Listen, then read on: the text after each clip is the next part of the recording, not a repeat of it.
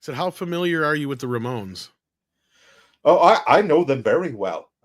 Same answer as with. Well, I do prefer the Ramones to Iron Maiden. Here's a fun story. Rammstein actually did a cover of Pet Sematary. Well, it's funny you say that because that was what I was trying to segue to. And I have not heard that. You'll have to send that to me.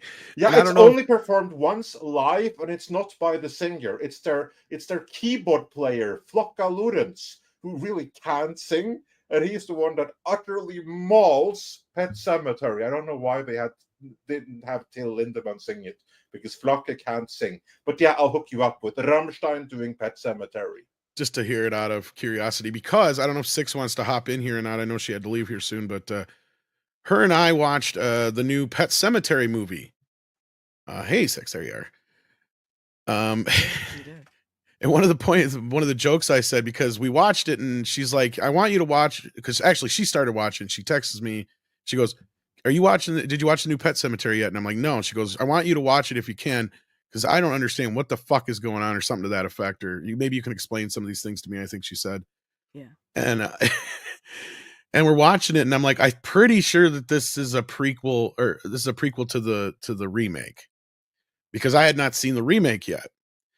And then after that prequel, I watched the remake, and I made a joke about, at least we know on this version, we're probably not going to get the Ramones song, but they had some, and I said, of course, if they do, it's going to be by Fall Out Boy, but they did have it. Some other band I'd never heard of remade it, and it might as well have been Fall Out Boy. And I was cringing. So I'll tell you right now, we both watched the prequel, so we can give you a quick uh, review of it. So those who know, it is a prequel to the remake, and I fucking hated the remake. Six, I think you didn't like it either as well. The remake was pretty bad, and I'm a big fan of the original. And I watched the prequel, and then I think I watched the original. This all happened in one night. Tom and I took a deep dive down Yeah. Cemetery Lane. Then I watched the original, and then I watched the remake, which it made a little bit more sense with the prequel. The prequel, without having seen the remake, was pretty good. It had some interesting points. Tried to make Six, is there a way that you can connections. increase your volume? I just did. Because, okay, perfect. I'm sorry. I've been sick for 2 weeks. I have like no energy. No, you're fixed that now. wasn't you. That was the Okay. microphone. Am I okay? Okay. Yeah. Yeah. It wasn't bad. Having not seen the remake. Had I seen the remake before seeing the prequel, I might have hated it. Yeah, I agree. The prequel was decent for a straight to streaming movie. But the remake that it's a prequel to sucks donkey balls. And it actually fucks with the continuity of it. So it's like, I can recommend you see the prequel if you've not seen the remake, just for kind of an also ran. But if you've seen the remake, don't pay for it though. Yeah, don't pay for it. It's on Paramount Plus, and they put a lot of money into advertising for this movie. That's the only reason I kind of brought it up, because I'm sure a lot of people noticed, because supposedly they spent a bunch of money on The Exorcist advertising. I didn't see much of that, but I sure did see a lot of Pet Cemetery advertising. In fact, my buddy, I asked him if he wanted to go see The Exorcist, my horror fan friend, and he's like, maybe. But then he bugged me the night after that. He's like, do you have Paramount Plus? Can I have your password? I want to see Pet Cemetery. So he was aware of it. So he must have been seeing some kind of advertising for it, and that caught his attention. So I got to imagine a lot of people were watching it, because I think it was trending Friday night too, wasn't it, Six, if I remember right? I think so. Yeah, there was a lot of people talking about it. So I wonder if that was more people watched that than actually went to see The Exorcist at the end of the day. But it was all right compared to a lot of other shit we get now. But it was worth seeing, considering I already had Paramount Plus. It was worth seeing. So. Yeah, I was gonna say, don't go out of your way to see it though if you don't have Paramount Plus. Yeah, but I mean, if you're a fan of the series, you may enjoy it. But with that, we're gonna continue on with the super chats, unless you had anything more to add about Pet Cemetery Bloodlines. Nope, I'm good. It's 90 minutes. Actually, it's under 90 minutes. It was an hour and 27 minutes with the credits, so that's another plus. I will say this though, when you told me it's a prequel to the remake, you told me everything I need to know, and there's no reason to check this out. The sad part is it does shit that the remake was trying to do better. Well, most remakes try to do better. The thing is that they fail. No, but I mean, like all the new kind of ideas that the remake tried to bring to the table, and they just kind of, because the remake I didn't have a problem with until that third act. The third act is where it goes off the rails. When they tried to be so different from the original, it's like, no. This is where you needed not to deviate anymore. You've already changed enough. There was a reason why, it wasn't the little girl that died in the original, it was Gage. And this whole other, the whole thing, the way it went down is just like, no. And the way it ends felt more like Dawn of the Dead than it did Pet Sematary. And it was just like that. Yeah, this is a crappy ending for this movie. I mean, the movie does have a dour ending, but it's not like psychotically depressing in a weird way. But the prequel actually takes some of those ideas and runs with them a little better, adds a little bit more mythos. But the problem with it is, in the prequel, and I don't think this is too much of a spoiler, in the remake, they treat it like, because basically you're following the character that John Lithgow or Fred Gwynne played in the original. And what we got here is, if you remember the original movie, there was that little flashback scene where they talk about a boy who came back from World War II and his dad buried him in the pet cemetery and he turned into a cannibal and ate a bunch of people. That's what this story is. Only they moved it to Vietnam. So it's a younger version of the John Lithgow character. At least it's supposed to be. But what he does in the remake doesn't really match up with the prequel, if that makes sense. But the prequel's a better movie overall. I don't know how else to say it other than that. It makes what Judd did with the cat, Church, completely asinine. Knowing what Judd went through when he was a young man, it doesn't add up as to why he would bring that. They kind of give it away. Dad bring Church back.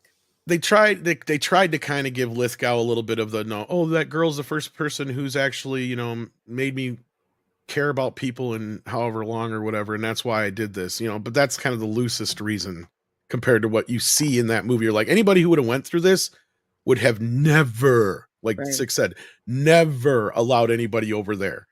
Like the whole reason that's the whole reason Judd decide, that's kind of the whole point of the movie is like, he starts off the movie, he's trying to get the fuck out of town. And then the whole thing with like, he just can't get out of town. By the end of the movie, he realizes he's got to stay in town to protect the town. Mm-hmm. Spoilers.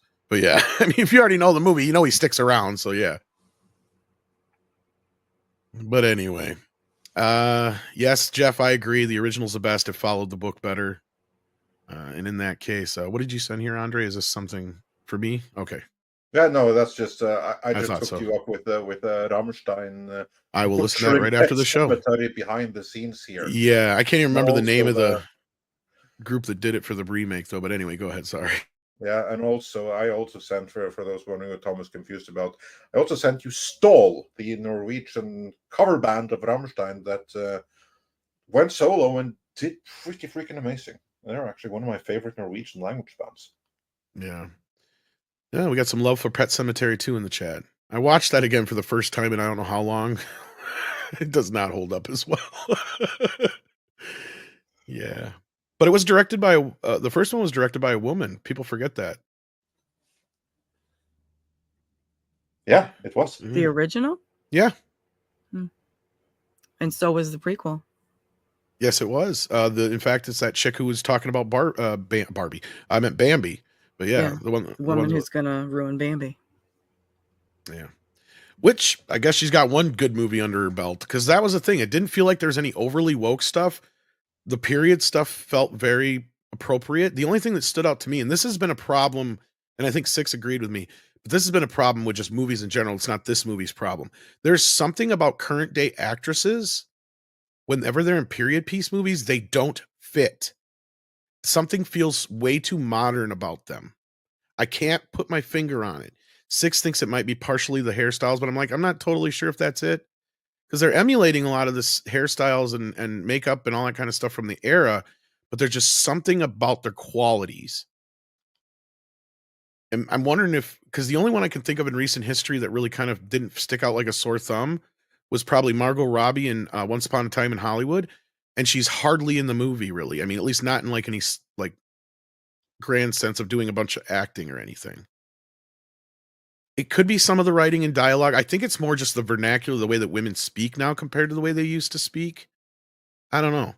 Because women actresses from the 80s, 70s and stuff like that could do movies, set in Western time periods or the early 1900s, and they felt like they they felt like they fit in.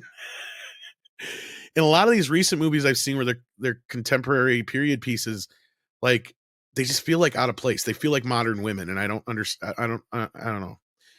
He says you're 100% correct. It's the mannerisms and attitude. Maybe that's it. Lack of femininity could be it too. I don't know if anybody else learning notices how to act from TikTok. That's a problem. That's those are their icons, are the influencers on,